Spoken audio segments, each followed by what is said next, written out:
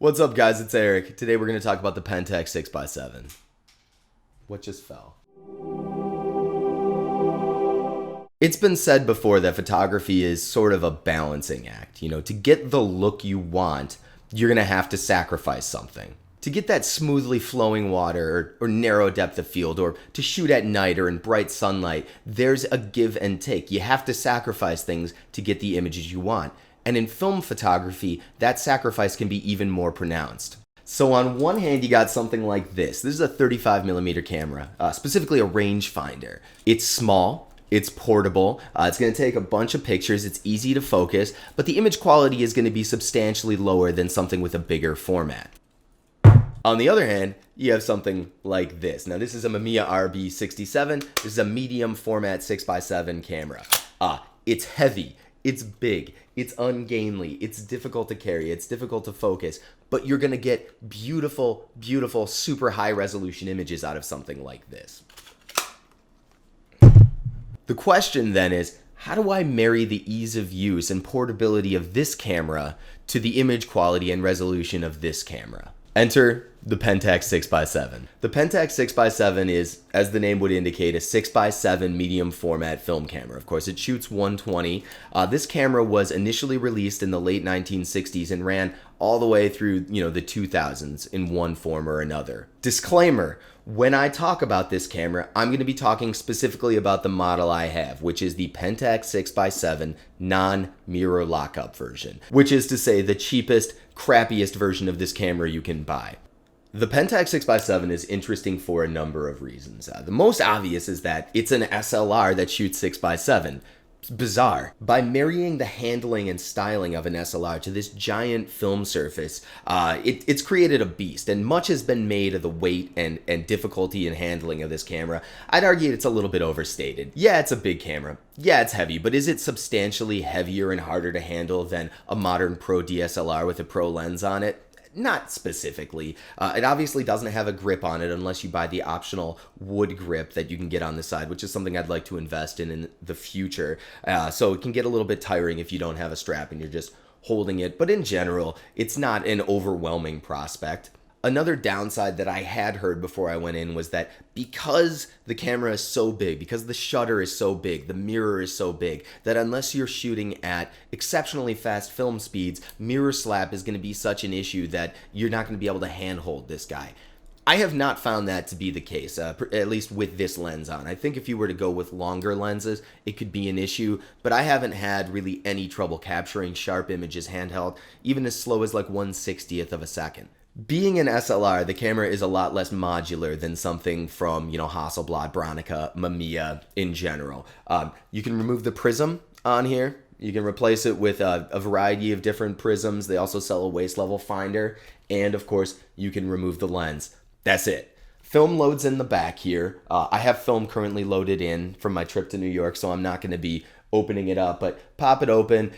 On this particular camera, and I've heard that this is something that's remedied on the 6.7 and 6.7 II, but on this particular camera, loading film and getting it to space correctly can be something of a pain, but I feel like I've gotten a lot better at it. For a while, when I first started shooting this camera, I would lose half an image on the end of every roll, but I feel like I've got a better handle on it now. I mentioned earlier that this is the non-mirror lockup version. So this is the most primitive form of this camera available. The next step up would be the 6x7 mirror lockup, and essentially all that lets you do is lock that mirror in place. So if you're shooting landscapes or something like that and you're worried about the mirror slap affecting the sharpness of your image, you can take that out of the equation entirely. This doesn't have that option. I would certainly like to have that option, but it hasn't come up yet. The two models after that would be the Pentax 6.7 minus the X or bi in the middle, and the Pentax 6.7 II. These have further improvements. They're much more modern cameras. I haven't shot with either one. I actually bought a Pentax 6.7 from KEH to replace this guy with.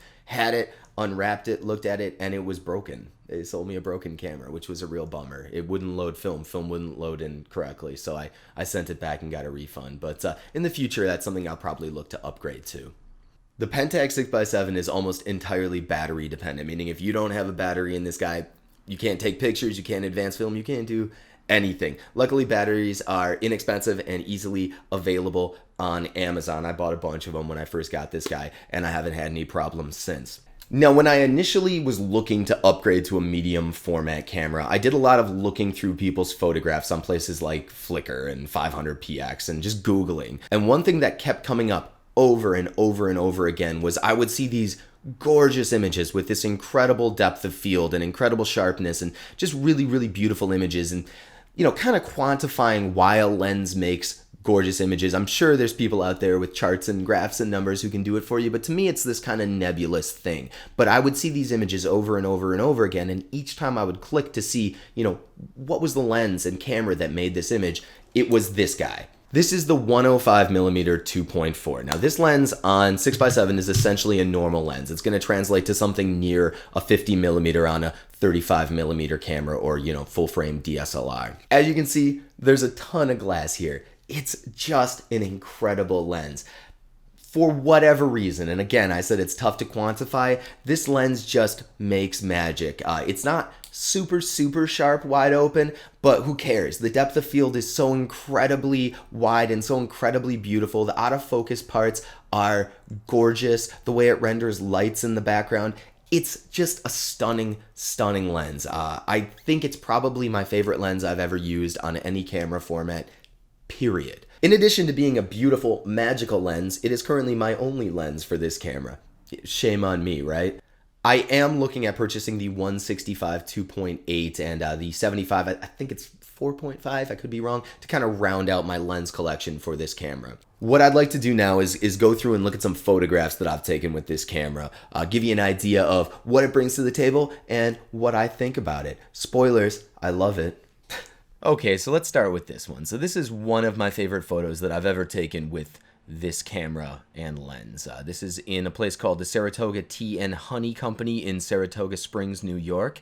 This is Casey, my lovely lady, and I like it just because it really shows off the qualities of that lens and that camera. So this is in relatively poor lighting. This is on Portra 400.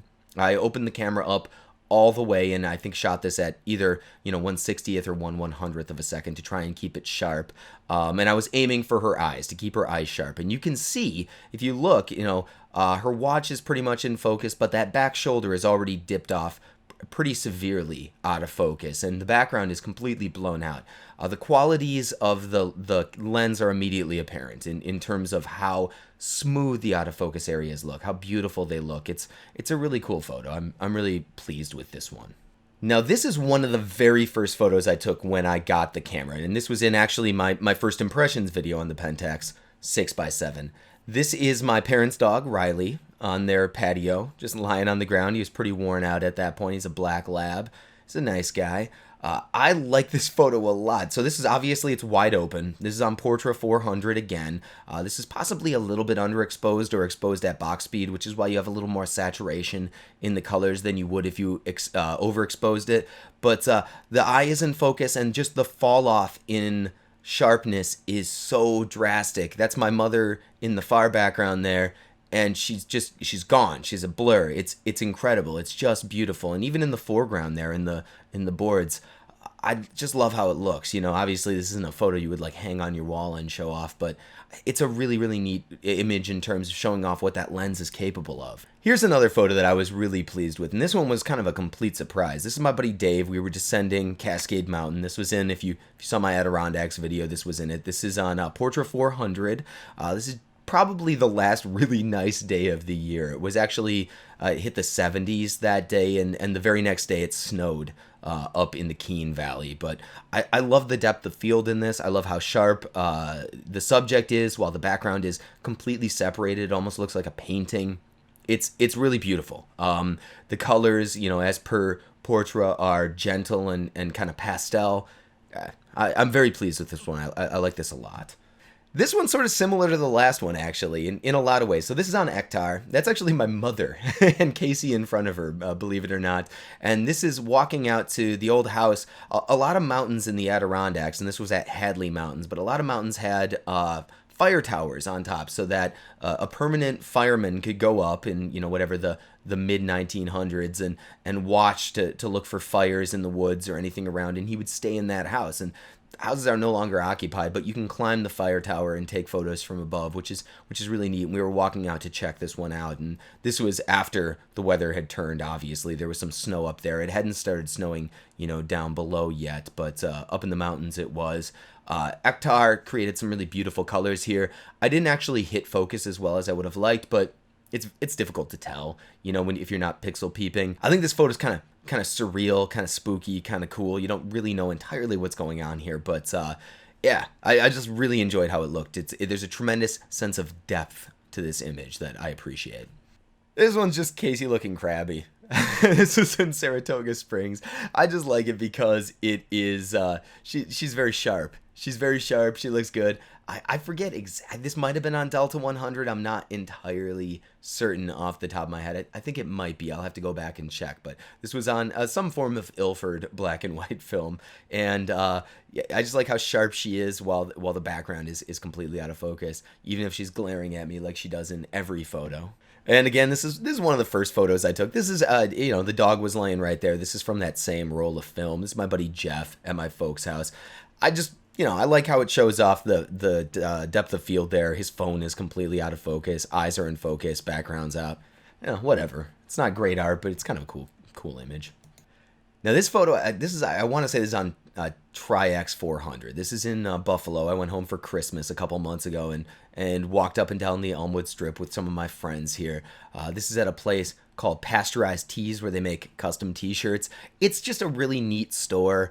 The 400 was enough to get it. You get a really crunchy, really contrasty image, but I think it looks cool. And of course, being Tri-X, it's super grainy, but the 6x7 format of the film helps to kind of mitigate some of that grain. I think it's a cool photo. I like this one quite a bit.